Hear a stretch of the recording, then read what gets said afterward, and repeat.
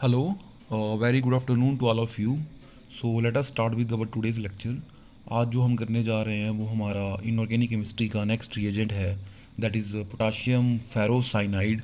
तो अगर मैं इसका जनरल फार्मूला लिखूं, दैट इज़ जो इसका मोलिकुलर फार्मूला होगा, that is, so this is our potassium ferrocyanide, जिसका फार्मूला है दैट इज़ K4FeCN6. अगर आप यहाँ से इसकी ऑक्सीडेशन स्टेट निकालो तो आयरन +2 में होता है यहाँ पे. इसको हम हेक्सा साइनो आयरन 2 कम्प्लेक्स भी बोल सकते हैं, या फिर हेक्सा साइनो फेरेट 2 भी बोला जाता है इसको. Three water molecules of crystallization इसके अंदर होते हैं. लेमन येलो कलर का होता है ये नेचर में. सबसे पहले बात करते हैं अब इसकी प्रेपरेशन की, कि पोटाशियम फेरोसाइनाइड जो है इसको हम बनाएंगे कैसे. प्रेपरेशन की अगर हम बात करें पोटाशियम फेरोसाइनाइड को लेके, तो अगर हम लार्ज स्केल के ऊपर बात करें तो जब हम कोल गैस को प्योरीफाई करते हैं उस समय ये हमारे पास as a by product side product जो हमारा निकलता है. कोल गैस में हमारे पास एक इम्प्योरिटीज़ होती है दैट इज़ हाइड्रोजन साइनाइड की, विच इज़ अबाउट 0.3%. तो इस इम्प्योरिटी को दूर करने के लिए हम इस इम्प्योरिटी को वॉश करते हैं, एक वॉशर से थ्रू पास करते हैं हम इसको, जहाँ पे हमारे पास फेरस सल्फेट और पोटाशियम हाइड्रोक्साइड होता है. तो हमारा जो हाइड्रोजन साइनाइड है, जब हम इसे पास करेंगे फेरस सल्फेट और पोटाशियम हाइड्रोक्साइड से, तो पोटाशियम हाइड्रोक्साइड के साथ रिएक्ट करके हमारे पास पोटाशियम हाइड्रोक्साइड के साथ रिएक्ट करके हमारा हाइड्रोजन साइनाइड जो है वो पोटाशियम साइनाइड और साथ में वाटर निकाल देगा यहाँ पे. अब सिमिलरली ये जो हमारा पोटाशियम साइनाइड बना, this will react with ferrous sulphate. Ferrous sulphate के साथ रिएक्ट करने के बाद ये हमारा जो आपका कोऑर्डिनेशन कम्प्लेक्स है, दैट इज़ पोटाशियम फेरोसाइनाइड, इसको बना देगा अलॉन्ग विद पोटाशियम सल्फेट. ठीक है, बैलेंस कर सकते हैं हम इस रिएक्शन को आसानी से. तो सबसे पहला जो हमारा प्रेपरेशन मेथड है, इसमें सबसे पहले हम कैसे बनाएंगे इसको ऑन अ लार्ज स्केल. जो आपकी कोल गैस है उसको जब हम प्योरीफाई करेंगे, जो प्योरीफिकेशन होगी कोल गैस की, उस समय हमारे पास ये एज अ बाई प्रोडक्ट निकलता है साथ में, क्योंकि वहाँ पे हाइड्रोजन साइनाइड की इम्प्योरिटीज़ होती है. और इसको दूर करने के लिए हम इसे वॉश करते हैं वॉशर के थ्रू, और हम जहाँ से इसको पास करते हैं वहाँ पे हमने पोटाशियम हाइड्रोक्साइड और फेरस सल्फेट सोल्यूशन लिया होता है, वहाँ से हमारे पास पोटाशियम फेरोसाइनाइड बन के आ जाएगा. सिमिलरली जो हमारा सेकंड मेथड रहेगा, that is our commercial method. इसके अंदर हम कोल गैस का ही यूज़ करते हैं दोबारा से, और यहाँ पे हम क्या करेंगे, गैस को पास करेंगे थ्रू हाइड्रेटेड आयरन ऑक्साइड. अब इसमें कोल गैस को हम पास करेंगे through the hydrated iron oxide, जहाँ पे हमारे पास आयरन हाइड्रोक्साइड होंगे दोनों ही, that is ferrous hydroxide as well as ferric hydroxide. तो होगा क्या, जो फेरस और फेरिक हाइड्रोक्साइड होंगे हमारे, वो रिएक्ट करेंगे हमारे पास. अब कोल गैस है, उसमें हाइड्रोजन साइनाइड की इम्प्योरिटी होगी, और यहाँ पे हमारे पास इस will form ferrocyanide and this is ferric cyanide, और साथ में हमारे पास यहाँ पे water as a side product निकल जाएगा. अब होगा क्या, जो आपका FeCN ट्वाइस है, फेरोसाइनाइड और फेरिक साइनाइड, ये दोनों आपस में रिएक्ट कर जाएंगे and they will form Prussian blue. ये हमारे पास प्रशियन ब्लू बना देंगे. दैट इज़ प्रशियन ब्लू हमारा जो होता है, this is ferric ferro cyanide. This is ferric ferrocyanide. आप रिएक्शन बैलेंस कर सकते हैं आसानी से. ठीक है, इसको हम प्रशियन ब्लू भी बोलते हैं. प्रशियन ब्लू कलर का होता है ये. शायद आप सभी ने किया भी है. जब हम एलिमेंट डिटेक्शन करते हैं, नाइट्रोजन की डिटेक्शन करते हैं जब हम एलिमेंट्स में, तब आपके पास प्रशियन ब्लू कलर बन के आता है उसकी डिटेक्शन में. एंड प्रोडक्ट जो हमारे पास एंड में कलर बन के आएगा, that will B Prussian blue. तो अगर आप सभी ने किया हो ध्यान से. अब हमें बनाना क्या है, हमें तो पोटाशियम फेरोसाइनाइड बनाना है. यहाँ पे हमारे पास है फेरिक फेरोसाइनाइड. तब हम क्या करेंगे, ये जो आपका फेरिक फेरोसाइनाइड है, इसको हम रिएक्ट करवाएंगे विद लाइम वाटर. ये जो आपका फेरिक फेरोसाइनाइड है, now this is reacted with slaked lime, calcium hydroxide. Calcium hydroxide के साथ रिएक्ट करेंगे तो यहाँ से हमारे पास कैल्शियम फेरोसाइनाइड बन के आ जाएगा. Here we are getting calcium ferrocyanide. ये सॉल्युबल होता है, along with we will get ferric hydroxide. ठीक है, ये आपके पास सॉल्युबल है, एक्सट्रैक्ट कर सकते हैं हम वाटर के साथ। और अब लास्ट में हम इसके अंदर क्या करेंगे, पोटाशियम कार्बोनेट डाल देंगे। पोटाशियम कार्बोनेट रिएक्ट करने के साथ ही एकदम से आपके पास पोटाशियम फेरोसाइनाइड बना के दे देगा, जो कि हमें चाहिए। ठीक है, अलॉन्ग विद कैल्शियम कार्बोनेट बन के आ जाएगा। तो ये हमारे पास सेकंड मेथड था, that is commercial preparation method, जहाँ से हम पोटाशियम फेरोसाइनाइड बनाएंगे। अब हमारा जो लास्ट मेथड है दैट इज़ लेबोरेटरी मेथड, की लेबोरेटरी में हम इसको किस तरह से बनाएंगे। तो लेबोरेटरी मेथड के अंदर, इन लेबोरेटरी मेथड, इस मेथड के अंदर हम फेरस सल्फेट और साथ में हमारा पोटाशियम साइनाइड को आपस में रिएक्ट करवाते हैं। This will give you ferrous cyanide along with potassium sulphate. ये रिएक्शन हमने ऊपर लिखी भी है। अब इसके बाद हम क्या करेंगे, जो आपका फेरस साइनाइड बनता है इसको हम फर्दर रिएक्ट करवाते हैं विद KCN। मतलब ऊपर हमने कंप्लीट रिएक्शन लिखी थी, यहाँ पे धीरे धीरे यहाँ पे आपके पास जो रिएक्शन होगी वो पहले शुरू में स्टार्टिंग में आपके पास फेरस साइनाइड बनेगा। उसके बाद जब हम फर्दर रिएक्ट करेंगे इसको पोटाशियम साइनाइड के साथ, तब हमारे पास ये जो कम्प्लेक्स है दैट इज़ पोटाशियम फेरोसाइनाइड, ये बन के आएगा। जब हमने ऊपर रिएक्शन लिखी थी दैट इज़ जो लार्ज स्केल मेथड है, वहाँ पे हमने डायरेक्ट रिएक्शन लिखी है ferrous sulphate on reaction with potassium cyanide. लेकिन अगर हम इंडिविजुअल स्टेप बाय स्टेप चलें तो पहले आपस में रिएक्ट करेंगे, फेरस साइनाइड बनेगा, उसके बाद हम फर्दर इसको रिएक्ट करेंगे पोटाशियम साइनाइड के साथ, तब हमारे पास जाके ये पोटाशियम फेरोसाइनाइड बनाएगा। अब बात कर लेते हैं इसकी प्रॉपर्टीज़ की, कि पोटाशियम फेरोसाइनाइड जो है वो किस तरह से रिएक्ट करता है। तो सबसे पहले जैसे मैंने शुरू में ही कहा था कि जो उसका कलर होता है that is lemon yellow colour का होता है हमारे पास ये। और इसके अंदर जो है वो 3 वाटर मोलिक्यूल्स होते हैं, क्रिस्टलाइजेशन 3 वाटर्स ऑफ क्रिस्टलाइजेशन इसके अंदर होते हैं। दैट इज़ अगर मैं इसका पूरा फॉर्मूला लिखूँ तो दैट इज़ यहाँ पे हमारे पास 3 वाटर ऑफ क्रिस्टलाइजेशन हो गए। तो अगर हम हीट करने के ऊपर क्या होगा, अगर हम इसको हीट करते हैं तो हमारे पास जो वाटर हो गए क्रिस्टलाइजेशन के, that is 3 molecules of water of crystallization, वो निकल जाएंगे। दैट इज़ जो रिएक्शन होगी हमारी that will be that is action of heat. अगर मैं पोटाशियम फेरोसाइनाइड हाइड्रेटेड को हीट करूं अप टू 140 डिग्री सेल्सियस, ठीक है, तो हमारे पास क्या होगा, ये जो वाटर मॉलिक्यूल्स हैं वो निकल जाएंगे,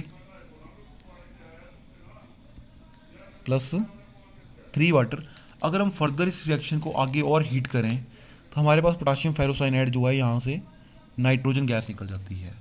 नाइट्रोजन गैस निकलेगी, अलॉन्ग विद यहाँ से हमारे पास आयरन कार्बाइड बनता है, एंड साथ में हमारे पास पोटाशियम साइनाइड बन के आ जाएगा। ठीक है, आप रिएक्शन बैलेंस कर सकते हैं आसानी से। बहुत ही ज़्यादा स्टेबल कंपाउंड है, आपका बहुत स्टेबल कंपाउंड होता है। आयनाइजेशन की अगर बात करें हम कि पोटाशियम फेरोसाइनाइड किस तरह से आयनाइज होता है, तो अगर आयनाइजेशन की अगर हम बात करें तो डेफिनेटली आयनाइज होके पोटाशियम देगा, पोटाशियम आयन, अलॉन्ग विद हमारे पास जो एनाइनिक कम्प्लेक्स बनेगा this will be hexacyano iron 2 या फिर हेक्सासाइनो फेरेट 2। तो ये हमारे पास आयनाइजेशन है इस रिएक्शन की, सॉल्यूशन में किस तरह से ये आयनाइज होता है। अब हम बात करते हैं रिएक्शन विद सल्फ्यूरिक एसिड, कि सल्फ्यूरिक एसिड के साथ हमारे पास पोटाशियम फेरोसाइनाइड जो है वो किस तरह से रिएक्ट करेगा। तो जब हम इसको सल्फ्यूरिक एसिड के साथ रिएक्ट करवाते हैं इन प्रेजेंस ऑफ वाटर, जब पोटाशियम फेरोसाइनाइड को हम रिएक्ट करवाएंगे with sulphuric acid in presence of water, तब हमारे पास यहाँ से कार्बन मोनोऑक्साइड गैस निकलती है, अलॉन्ग विद हमारे पास फेरस सल्फेट निकलेगा, अमोनियम सल्फेट बनता है, and along with we are getting potassium sulphate. Reaction आप बैलेंस कर सकते हैं आसानी के साथ। ठीक है, अब हम नेक्स्ट रिएक्शन लिखते हैं इसकी, कि अगर हमारे पास सॉल्ट हों लाइक कॉपर सॉल्ट, तो उसका किस तरह से रिएक्ट करेगा। That is reaction with cupric salt, that is reaction with cupric salt के साथ, दैट इज हम कॉपर सल्फेट के साथ इसकी रिएक्शन करवाने जा रहे हैं। तो कॉपर सल्फेट के साथ हमारे पास कम्प्लेक्स रिएक्ट करेगा और रिएक्ट करने के बाद ये सल्फेट देगा। सल्फेट के साथ जो हमारे पास बनने जा रहा है वो यहाँ से हमारे पास रेडिश ब्राउन प्रेसिपिटेट बनते हैं and they will be of cupric ferrocyanide. This is our cupric ferrocyanide, again iron +2 में ही है यहाँ पे हमारे पास, और ये रेडिश ब्राउन कलर के प्रेसिपिटेट देता है। सिमिलरली अगर हम इसकी रिएक्शन करें विद फेरिक सॉल्ट्स के साथ, अगर मैं इसकी रिएक्शन करवाऊँ with ferric salt, for example Fe chloride, sorry ferric chloride, ये है आपका जो मैं नाइट्रोजन टेस्ट की बात कर रहा था कि जब हम नाइट्रोजन टेस्ट करते हैं तो उसमें हम फेरिक क्लोराइड डालते हैं। पहले हम फ्रेशली प्रिपेयर्ड फेरस सल्फेट डालते हैं, उसके बाद हम इसको उसके अंदर फेरिक क्लोराइड डालते हैं। तो अगर मैं उसको रिएक्ट करवाता हूँ आपके जो आपका कोऑर्डिनेशन कम्प्लेक्स है दैट इज पोटेशियम फेरोसाइनाइड को विद द फेरिक क्लोराइड, तब हमारे पास प्रशियन ब्लू बन के आएगा, that will B this is our Prussian blue. ठीक है, अलॉन्ग विद हमारे पास यहाँ से KCl निकल जाता है। ठीक है, सिमिलरली अगर मैं जिंक आयन के साथ इसकी रिएक्शन करता हूँ तब अगेन हमारे पास जिस तरह से मैंने यहाँ पे क्यूप्रिक फेरोसाइनाइड बनाया था, सिमिलरली यहाँ पे हमारे पास जिंक फेरोसाइनाइड बन के आ जाएगा। और आपको पता ही है जिंक के जो प्रेसिपिटेट होते हैं वो वाइट कलर के होते हैं। अब लास्ट में हम बात करते हैं इसके रिड्यूसिंग कैरेक्टर की। तो नेक्स्ट जो प्रॉपर्टी है हमारी वो है रिड्यूसिंग कैरेक्टर। तो रिड्यूसिंग एजेंट आप सभी को पता है वो होता है हमारे पास रिड्यूसिंग एजेंट इज़ वन जो औरों को रिड्यूस करे लेकिन खुद क्या हो जाए, ऑक्सीडाइज हो जाए। तो हमारे पास जो पोटेशियम फेरोसाइनाइड होगा इसको हम ऑक्सीडाइज कर सकते हैं by reaction with chlorine, ozone, hydrogen peroxide and even our potassium permanganate. और हमारे पास ये पोटेशियम फेरोसाइनाइड जो है वो ऑक्सीडाइज किसके अंदर होगा, अब डेफिनेटली आयरन +2 में है तो +2 से ऑक्सीडाइज होकर वो +3 बना देगा, दैट इज़ फेरीसाइनाइड। हमारे पास फेरोसाइनाइड से अब फेरीसाइनाइड बन के आएगा। तो फेरीसाइनाइड हमारे पास होता है FeCN2 6 और बाहर आ जाएगा 3 नेगेटिव, क्योंकि आयरन यहाँ पे +3 ऑक्सीडेशन स्टेट में आएगा। So this is our ferricyanide. तो हमारे पास हुआ क्या, हम ऑक्सीडाइज करने जा रहे हैं पोटेशियम फेरोसाइनाइड को, और ये करेगा क्या, ये किसी और को रिड्यूस कर देगा। ठीक है, क्योंकि रिड्यूसिंग एजेंट है तो उसका काम किसी दूसरे को रिड्यूस करना है और खुद ऑक्सीडाइज होना है। तो in presence of chlorine it get oxidized into the potassium ferricyanide. ठीक है, और साथ में हमारे पास यहाँ पोटेशियम क्लोराइड निकल जाएगा। Similarly on reaction with potassium ferrocyanide की हम इसको हम ऑक्सीडाइज करेंगे इन प्रेजेंस ऑफ हाइड्रोजन पर ऑक्साइड एंड एसिडिक मीडियम। ठीक है, ऑक्सीडेशन किसके अंदर होनी है, पोटेशियम फेरीसाइनाइड। ठीक है, ध्यान रखना दिस इज पोटेशियम फेरीसाइनाइड, साथ में वाटर निकलेगा अलॉन्ग विद पोटेशियम सल्फेट। तो ये हमारे पास reducing as a reducing character है हमारे पास पोटेशियम फेरोसाइनाइड का। अब बात कर लेते हैं द मोस्ट इम्पोर्टेंट स्ट्रक्चर की, कि जो हमारे पास ये जो आयन है इसके अंदर दैट इज़ हेक्सासाइनो आयरन 2। ये जो आयन है इसका हमारे पास स्ट्रक्चर किस तरह से होगा, तो जैसे कि आप सभी को दिख ही रहा होगा यहाँ पे 6 लिगेंड लगे हुए हैं, दैट इज़ 6 साइनाइड आयन है। तो डेफिनेटली ऑक्टाहेड्रल एनवायरनमेंट रहेगा, यहाँ पे 6 लिगेंड है, इसकी वजह से ऑक्टाहेड्रल इन्वायरमेंट आएगा। और जिसके अंदर हमारे पास आयरन जो है यहाँ पे वो +2 में है, तो सेंट्रल एटम जो हमारा सेंट्रल पोजीशन के ऊपर होगा सेंटर पे वो आयरन 2 होगा। और इसके साथ जो है हमारे पास साइनाइड आयन लगे होंगे 6 इन एन ऑक्टाहेड्रल एनवायरमेंट। तो अब हम इसकी स्ट्रक्चर की बात करते हैं। तो 2 थ्योरीज होती हैं जिनको हम लेटर ऑन करेंगे, one is valence bond theory and other is crystal field theory. तो अगर हम वैलेंस बॉन्ड थ्योरी की बात करते हैं, यहाँ से थोड़ा समझने की कोशिश करना। वैलेंस बॉन्ड थ्योरी के अकॉर्डिंगली अगर मैं बोलूँ कि हमारे पास जो जनरल इलेक्ट्रॉनिक कन्फिग्रेशन है, वैलेंस शेल कन्फिग्रेशन है हमारे पास आयरन 2 आयन के लिए, दैट विल बी आयरन 2 आप सभी को पता है दिस इज़ 3d6। ठीक है, 3d6 होगा। तो अगर मैं इन टर्म्स ऑफ ऑर्बिटल बनाऊँ इसको, so this is our 3d orbital 4s, और वैलेंस में हमारा बाहर जाके 4p हो जाएगा। तो 3d6 हमारे पास इलेक्ट्रॉनिक कन्फिग्रेशन है आयरन 2 की। तो हमारे पास 6 इलेक्ट्रॉन है 3d ऑर्बिटल के अंदर। अब आपके पास होगा क्या, साइनाइड जो है हमारे पास एक स्ट्रॉन्ग फील्ड लिगेंड होता है, जिसको हम क्रिस्टल फील्ड थ्योरी के अंदर पढ़ेंगे। साइनाइड जो है वो स्ट्रॉन्ग फील्ड लिगेंड होता है हमारा। तो ये हमारे पास करता क्या है, ये जो आपके इलेक्ट्रॉन्स होते हैं इनको ये पेयर कर देता है। ठीक है, इलेक्ट्रॉन्स की पेयरिंग करवा देगा। पेयरिंग करवाने का मतलब ये है कि अब हमारा इलेक्ट्रॉन्स जो है सिंगली फील्ड नहीं रहेगा, वो सारे के सारे पेयर्स में हो जाएंगे। ठीक है, तो during the formation of ferrocyanide hexacyano iron 2 हमारे पास, अब अगर आप ध्यान से देखो इसके जिसके ऑर्बिटल्स हैं, यहाँ पे हमारे पास हमें 6 वैकेंट ऑर्बिटल चाहिए। क्यों? क्योंकि हमारे पास 6 साइनाइड है। अब हमारे पास बॉन्ड कौन सा बनने जा रहा है, हमारे पास 6 बॉन्ड बनेंगे आयरन और साइनाइड आयन के बीच में। तो हमारे पास जो अब बॉन्ड बनेगा that will be the coordinate bond. ठीक है, कोऑर्डिनेट बॉन्ड बनेंगे। तो आप सभी को पता है कोऑर्डिनेट बॉन्ड में सिर्फ और सिर्फ एक ही जो आपका या तो लीगेंड होगा या तो वो कोऑर्डिनेट करेगा, या मेटल, अगर मेटल बना रहा है तो मेटल कोऑर्डिनेट करेगा ओनली। तो यहाँ पे हमारे पास होगा क्या, 6 साइनाइड आयन जो है लीगेंड्स हैं। ठीक है, इलेक्ट्रॉन रिच होते हैं, ये हमारे पास कोऑर्डिनेट कोवलेंट बॉन्ड बनाएंगे विद द आयरन 2 आयंस। तो हमारे पास ये अपने इलेक्ट्रॉन्स जो हैं वो पे देंगे into the vacant orbitals of metal ion.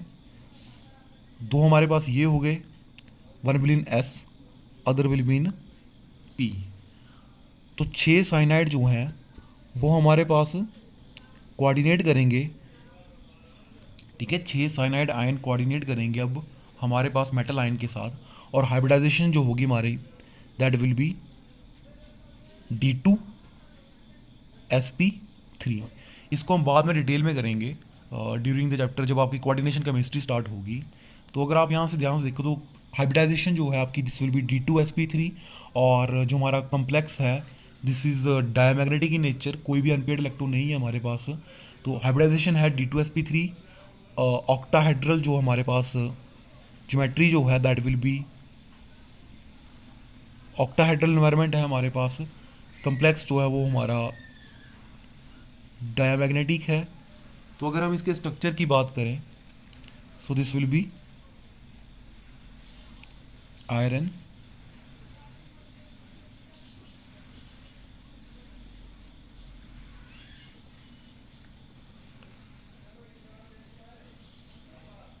कुछ इस तरह से हमारा स्ट्रक्चर बन के आएगा। ठीक है, और साथ में हमारे पास यहाँ पे 4 नेगेटिव ओवरऑल चार्ज है। ठीक है, तो साइनाइड, जैसा कि मैंने आपको कहा, साइनाइड जो होता है हमारे पास वो एक स्ट्रॉन्ग फील्ड लिगेंड होता है, जिसको हम आपका एक चैप्टर आएगा क्रिस्टल फील्ड थ्योरी, इसके अंदर पढ़ेंगे हम कि क्या होते हैं हमारे स्ट्रॉन्ग फील्ड लिगेंड। तो आपने फिलहाल के लिए भी इतना ही ध्यान रखना है, जो स्ट्रॉन्ग फील्ड लिगेंड होता है ये हमारे पास क्रिस्टल फील्ड स्प्लिटिंग जो है ज़्यादा करवाता है, और साथ में ये पेयरिंग करवा देता है। आपके जो इलेक्ट्रॉन्स होंगे उनको पेयर करवा देगा।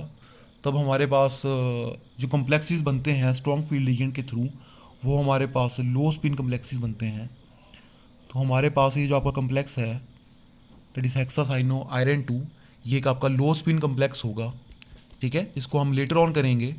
तो ये हमारे पास स्ट्रक्चर है हेक्सासाइनो आयरन 2 कम्प्लेक्स का। तो अगर हम यूजेस की बात करते हैं लास्ट में, अगर हम लास्ट में अब इसके यूजेस की बात करें कि पोटाशियम फेरोसाइनाइड जो है वो कहाँ पे यूज़ होता है, तो पहला जो इसका सबसे बड़ा यूज़ है वो आप सभी को पता ही होगा कि during the detection of basic radicals में हमने इसको यूज़ किया हुआ है। दैट इज़ लेबोरेटरी में as a during the qualitative analysis. Iron 2 हो गया आपका, कॉपर 2, जिंक 2 आयंस, वहाँ पे हमारे पास हम पोटाशियम फेरोसाइनाइड का यूज़ करते हैं। अगर आप सभी को ध्यान में हो, हमारे पास डिटेक्शन में हम इनका यूज़ करते थे। सिमिलरली इसके अलावा प्रशियन ब्लू को बनाने के लिए भी यूज़ किया जाता है। देन फर्दर आयरन की सिंथेसिस, दैट इज़ आयरन को मैन्युफैक्चर करने के लिए हम इसका यूज़ करते हैं। तो ये कुछ एक यूजेस है रिगार्डिंग द पोटाशियम फेरोसाइनाइड। तो this is all about the today's lecture. In the next lecture we will study about sodium nitroprusside and further जो भी आपके रिएजेंट बचेंगे। Thank you.